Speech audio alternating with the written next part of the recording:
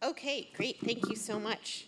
Our next student speaker is Jan Lin, who's representing the Department of Environmental Health Sciences, and the title of his presentation is Climate Change and Public Health. Okay.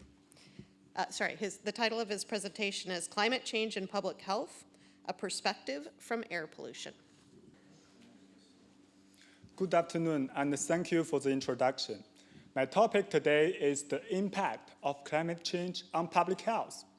This will be presented from the perspective of air pollution, which is also the focus of my doctoral dissertation. You are probably all familiar with air pollution since we live in Los Angeles, the most polluted city in the United States. I was born and raised in a large city in China, where the air pollution is 10 times worse than here. We know air pollution causes various adverse health effects. For example, a recent study found it is associated with decreased learning ability. Well, that makes sense because it explains why I found the courses in my department always so challenging. Air pollution is not a problem just for Los Angeles or for China. It's a problem of the world.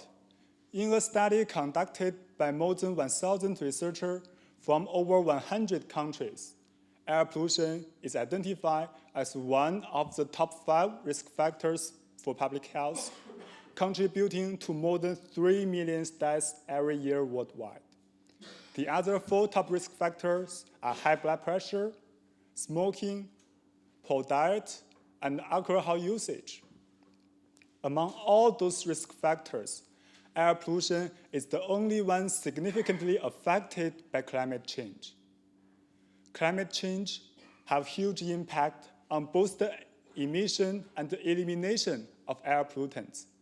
For example, in California, climate change has resulted in more frequent wildfires that put tons of pollutants into the atmosphere. While in China, it has resulted in more frequent stable weather conditions that limit pollutant dispersion and lead to severe heat events. Air pollution is already a major public health problem, and it could be even worse if climate change continues.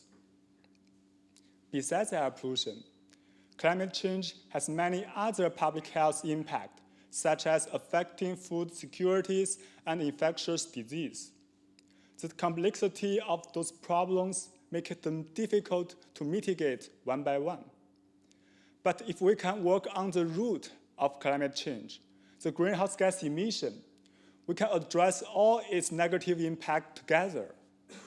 This gives us another reason to emphasize on air pollution, because many air pollutants and greenhouse gases came from the same source.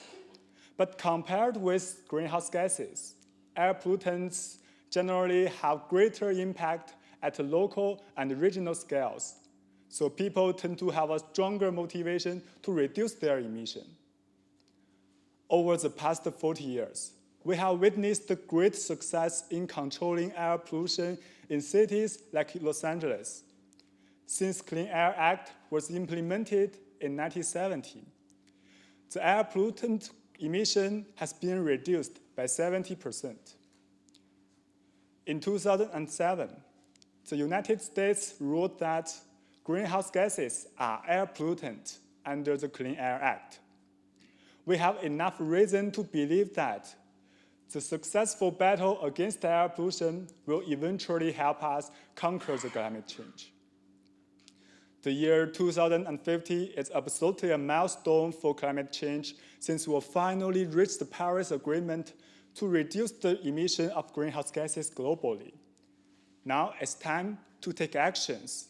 I believe with the effort from you, from me, and from the people all over the world, we'll eventually have better air, better climate, and better health for everybody in the future.